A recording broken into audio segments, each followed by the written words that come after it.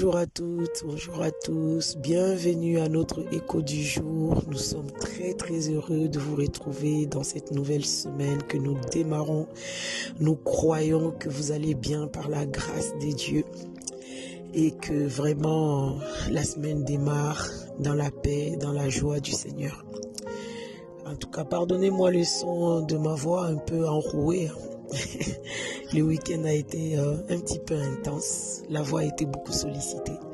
Donc, j'espère quand même que vous arrivez à capter quelque chose de ce que je suis en train de dire. Donc, aujourd'hui, notre réflexion se base sur comment engager la puissance de l'alliance du mariage pour sortir du conflit dans le couple. Alors, déjà, dans un premier temps, il faut établir la notion du mariage. C'est quoi le mariage? On nous dit, le mariage, c'est une alliance. Mais c'est quoi une alliance? L'alliance, c'est une forme de contrat. C'est quoi un contrat? Alors, l'alliance et les contrats sont deux types Enfin, l'alliance peut être appelée un contrat, mais c'est pas tout à fait pareil. Un contrat, en vous donnant un exemple, j'ai un contrat avec SFR, EDF, j'ai un contrat avec... voilà, peu importe le contrat que je peux avoir, c'est que dans le contrat, je m'engage au fait, SFR s'engage à me fournir le réseau, le débit, les réseaux téléphoniques, le débit pour le Internet, tout ça. Et moi, je m'engage à lui donner des sous chaque mois. Ça, c'est un contrat. On s'entend entre SFR et moi que, voilà, moi, je vais mettre ça dans le contrat. Toi, tu t'engages à mettre ça. Ça s'arrête là. SFR, au-delà de ce que nous nous sommes entendus là, ne peut pas s'autoriser à s'immiscer dans ma vie, dans les autres domaines de ma vie. C'est pas possible. Le contrat s'arrête sur des clauses ou sur des éléments qu'on s'est entendu de mettre en commun. Et deuxième spécificité du contrat, c'est que le contrat, on peut contracter 10 000 contrats en une année, il n'y a aucun souci.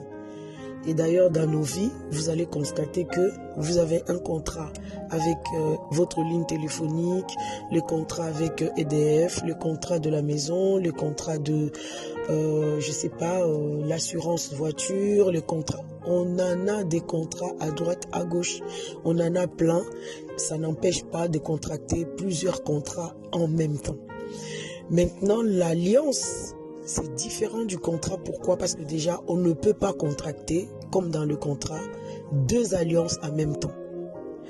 On ne peut contracter qu'une alliance à la fois. Si je suis en alliance ici, je ne peux pas l'être ailleurs, au fait. Ça, c'est déjà le premier élément super, méga important du principe de l'alliance. Deuxièmement, contrairement au contrat où EDF ou je sais pas SFR, on s'entendait à mettre des choses en commun. Moi, je m'engage à te payer autant et SFR s'engage de me fournir les réseaux, le Wi-Fi, tout ça, enfin Internet. Ça s'arrêtait là. Dans l'alliance, ça s'arrête pas que à quelques domaines de nos vies qu'on s'entend à mettre en commun. Dans l'alliance, tout de moi devient pour l'autre. Tout de l'autre commence aussi à m'appartenir. Dans l'alliance, on s'échange absolument tout.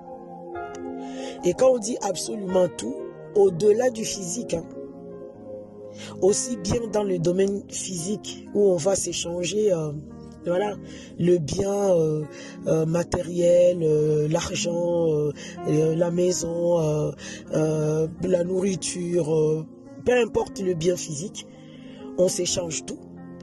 Et de l'autre côté, spirituellement parlant, on s'échange aussi tout. Parce que il faut comprendre que l'être humain étant un être à 3 dimensions, lorsque on se marie aussi dans les 3 dimensions. On fusionne corporellement, on fusionne au niveau de l'âme et on fusionne au niveau de l'esprit. Et d'ailleurs, on a vu ici dans plusieurs thématiques où on a dit l'importance, on a souligné pourquoi c'était important de se marier avec quelqu'un qui a la même nature spirituellement parlant que toi. Pourquoi? Parce que c'est à cause de cette fusion en fait. On ne peut pas fusionner avec quelqu'un qui n'a pas ma nature ou qu'on ne se ressemble pas. Donc l'alliance, la notion de l'alliance implique une fusion, un partage absolu de tous les domaines. Maintenant, notre réflexion d'aujourd'hui, pourquoi on parle de comment il faut engager au fait cette puissance-là de l'unité, de l'alliance du mariage qui peut nous amener aussi à sortir du conflit. C'est vrai que on est content de se dire, bah oui, on est unis, on se partage l'argent, on se partage tout. Mais quand il s'agit maintenant de se partager aussi dans le côté un peu sombre des choses, là ça devient compliqué. Et d'ailleurs, lorsque on se marie, la question cruciale que monsieur le maire ou encore le pasteur à l'église nous pose, acceptes-tu de l'épouser? Acceptes-tu de lui rester fidèle, de le respecter ou de l'aimer dans le meilleur et dans le pire? On entend oui, oui, oui, oui, oui, oui. Mais lorsque on arrive dans le mariage et que c'est un peu compliqué, bah, qu'est-ce qu'on voit? Ah ben oui, oui, oui, oui c'est vrai, j'avais dit oui hein, le jour du mariage, mais je ne m'attendais pas à ces pires-là. Non, pas ce genre de pire. J'avais dit oui que je m'engageais à rester fidèle dans le pire, dans la maladie, dans la douleur, tout ça, mais je n'avais pas envisagé le pire là comme ça. Donc là, je ne peux pas, je veux sortir du bateau, je vais m'en aller. Non, non, non, non, non. On s'est engagé pour le meilleur et pour le pire. Et il faut comprendre comment sortir ou comment gérer le pire en engageant la puissance de l'alliance du mariage. De la même manière que vous partagez tout de positif, lorsque ce qui est négatif arrive, ça s'apprend de comment faire pour sortir de là. Je vous donne un exemple. Un couple qui a connu par exemple l'adultère, il y en a un qui est parti faire l'adultère. Engager la puissance de l'alliance du mariage va se faire comment? D'accord, il a commis l'adultère. Lorsqu'il va revenir, ah ouais, je reconnais, et je suis vraiment dépité. Pardonne-moi. L'autre qui est resté, comment tu fais pour engager la puissance du mariage? Tu reconnais que vous êtes une seule chair. Tu reconnais que le pardon est puissant. Et si tu arrives à lui pardonner, là tu vas engager la puissance du mariage. Parce que Paul dit que lorsque, même dans le cas où les deux conjoints, il y en a un qui n'est pas en Christ et il y en a qu'un qui est en Christ, c'est lui qui n'est pas en Christ qui accepte de rester avec celui qui est en Christ. Il ne faut pas le renvoyer. Celui qui n'est pas en Christ deviendra sanctifié, sera sanctifié au travers de celui qui est en Christ parce qu'il est proche de Dieu. Donc, lorsque l'autre revient en ayant fait la bêtise, en le reconnaissant, et puis que toi tu acceptes de lui pardonner, tu maintiens la puissance de l'unité. Et lorsque vous allez vous retrouver encore, même concrétisé par, le prochain acte sexuel que vous allez avoir, tu vas engager la puissance du mariage parce que la parole dit, l'autre qui est souillé sera sanctifié par toi qui es resté pur. Lorsque les hôtels de famille de l'un des partenaires réclament ton conjoint ou ton épouse, réclament votre mariage, réclament vos vies, je ne sais pas, oh non, oui, il est de notre famille, moi, dans ma lignée, ça a été dit comme ça, comme ça. Si toi qui n'es pas de sa famille, c'est pas toi qu'on réclame peut-être, mais la puissance de l'alliance du mariage, tu peux le faire agir aussi, parce que vous êtes devenus une seule chair, et que tu vas dire devant le trône de la grâce de Dieu, Seigneur, cet homme est mon époux, cette femme est mon épouse, nous sommes devenus un. Alors, je me tiens devant ton trône, je parle en son nom.